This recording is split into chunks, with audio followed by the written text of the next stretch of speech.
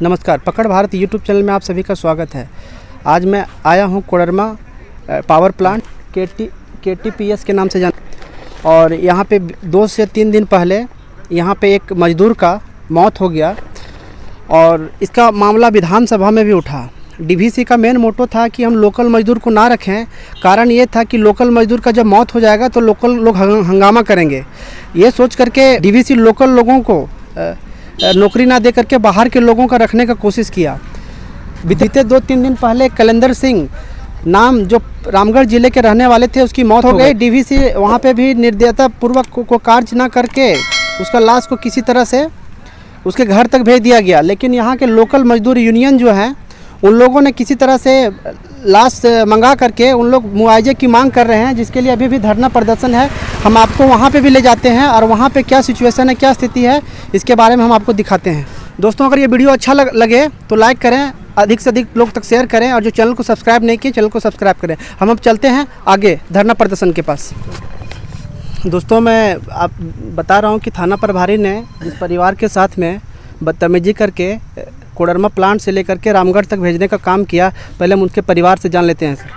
Sir, आपको किस तरह से थाना प्रभारी रात में जब यहाँ पे आए, पुलिस प्रशासन किस तरह से आपको भगाया, से थोड़ा बताएंगे? हाँ, हम लोगों ने जब यहाँ प्रशासन लेकर आया गेट के पास, तो उस टाइम कुछ मजदूर मैंने ज़्यादा संख्या था, तो उस टाइम तो केवल बातचीत हो रहा था कि बात होगा, लेकिन बात नहीं हो पाया। अब उसके बाद जब जैसे जैसे ठंड बढ़ने लगी, ठंडक के दिन के चलते लोग धीरे धीरे मजदूर लोग खिसक गए, और कुछ लोग हम लोग वही 15-20 आदमी बचे जो कम देख के प्रशासन ने अपना रंग अपना के और हम लोग को ज़बरदस्ती खदेड़ा गया, गाली गलौज के साथ ज़बरदस्ती।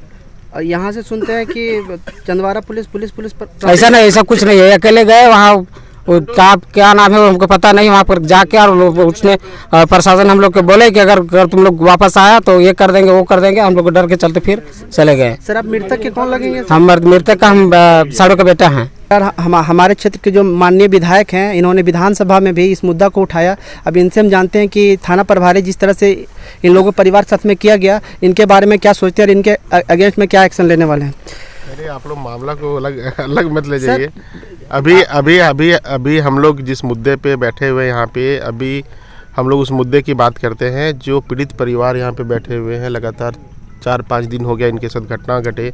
मजदूर भाई हमारे सब बाहर हैं। अभी इस विषय पे इनके हक और अधिकार की जो बात है, हम उसकी अभी लड़ाई लड़ने के लिए आए हैं। इसके बाद क्या उन्होंने दुर्व्यवहार किया यहाँ के मजदूरों के साथ, पीड़ित परिवारों के साथ, इसके बाद उस पर भी कार्रवाई की जाएगी। सर, चूँकि बात यह कि जिस थाना प्रभारी के में बोल रहे हैं, आप इस क्षेत्र के विधायक हैं, तो थाना प्रभारी को लेकर के मैक्सिमम लोग कंप्लेन कर रहे हैं कि उन लोगों के साथ में अन्याय किया जाता है।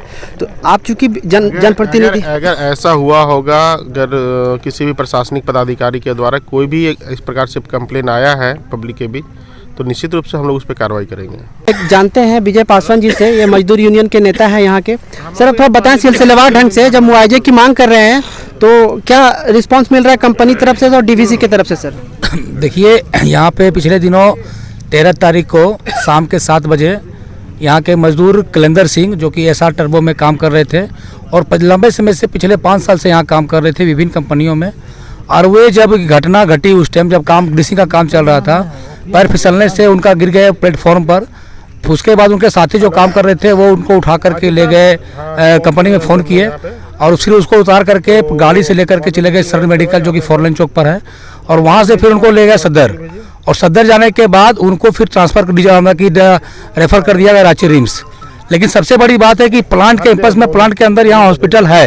यदि फास्ट एड के रूप में यदि यहाँ व्यवस्था रहता, एम्बुलेंस से पूरा डॉक्टर के साथ, पूरी टीम के साथ यदि उनको यहाँ से व्यवस्थित रूप से ले जाया जाता तो ये घटना शायद नहीं घटती। ये हम लोग का मांग है कि DVC प्रबंधक यहाँ के जो हॉस्पिटल है उसको व्यवस्था के साथ, इतना बड़े प्लांट चला रहा है लेकिन कोई व्यवस्था यहाँ नहीं रखा है। दूसरी चीज़ हम कहना चाहेंगे कि ये परिवार जब यहाँ पर रांची गया, तो जब वहाँ पे घटना की जब डॉक्टर लोग मृत घोषित कर दिए, तो पहले चाहिए था कि पोस्टमार्टम करा करके इनको मुआवजा, उचित मुआवजा दे करके उसके बाद इनको घर भेजना चाहिए था। लेकिन ये लोग, कंपनी के लोग, उसको गुंडेगर्दी तरीके से उस लाश को उसके घर भेज दिए बिना पोस्टमार्टम कराए हुए। दूसरे दिन जब हम लोग को पता चला, सुबह में दूसरे दिन, तो जब हम लोग को जब पता चला तो हम लोग फिर यहाँ पर आकर के नाराबाजी गेट पे पूरा बवाल किए। तो हम लोग को जब ये उस लाश को बोले कि यदि मुआवजा तय नहीं किया गया है, जबकि चीफ इंजीनियर को हम 2 बार फ़ोन किए, यहाँ के मुख्य अभियंता को फ़ोन किए, वो फ़ोन नहीं उठाए।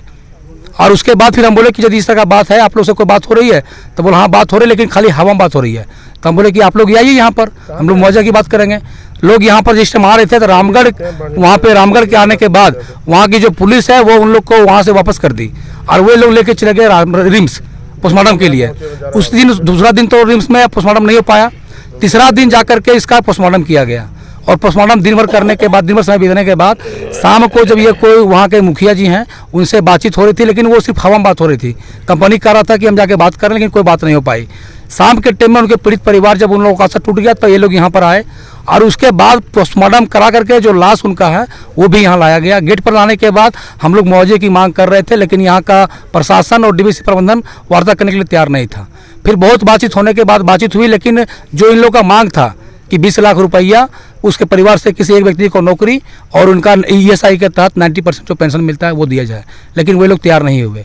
ये कहना था कि हम 1 लाख रुपया उनके अकाउंट में, जब ये पूरा हम लोग यहाँ पर हम हंगामा किए यूनियन के लोग, मजदूर के लोग, तब जा करके वो 1 लाख रुपया उसके अकाउंट में ट्रांसफ़र किया है। लेकिन ये परिवार उनकी लाश को जलाने में 1 लाख रुपये ट्रांसफ़र कर दिया गया है। सुनने में आ रहा है, इसका प्रमाणित हमारे पास को नहीं है, क्योंकि ये परिवार कभी रांची, कभी आपका पतरातू, कभी कोडरमा के चलते परेशान है।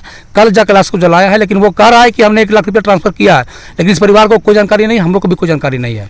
अब वो किया है कि नहीं किया, इसका कोई प्रमाण हम लोग के पास नहीं है। अब हमारा कहना है कि ये परिवार अंततः गतवा कल लाश जला करके आज यहाँ पर पहुँचा है और प्लांट के तमाम मजदूर कल से ही इनके आंदोलन के समय, इनके समर्थन में अपने काम को बंद किए हुए हैं। और कल हम प्लांट के तमाम मजदूरों ने संकल्प भी लिया है कि जब तक इनकी मांगें पूरा नहीं की जाएगी तब तक इनके साथ हम लोग खड़ा रहेंगे।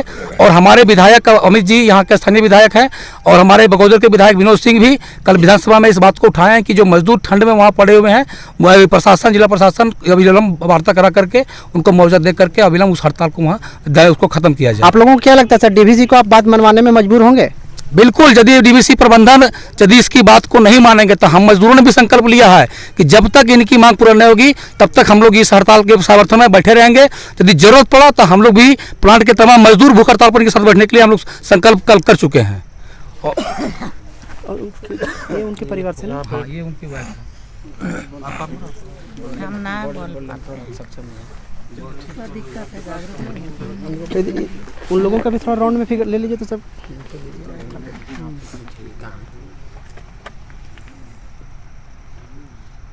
मुआवजा के लिए पीड़ित परिवार जो है धरने पर बैठी हुआ 4 दिन मौत के बाद। अगर ये वीडियो अच्छा लगे तो लाइक करें, अच्छा नहीं लगे तो डिसलाइक करें, वीडियो को अधिक शेयर करें और जो चैनल को सब्सक्राइब नहीं किया चैनल को सब्सक्राइब करें। डीवीसी प्लांट का हर अपडेट आपके मोबाइल स्क्रीन तक सबसे पहले पहुंचेगा। Thank you.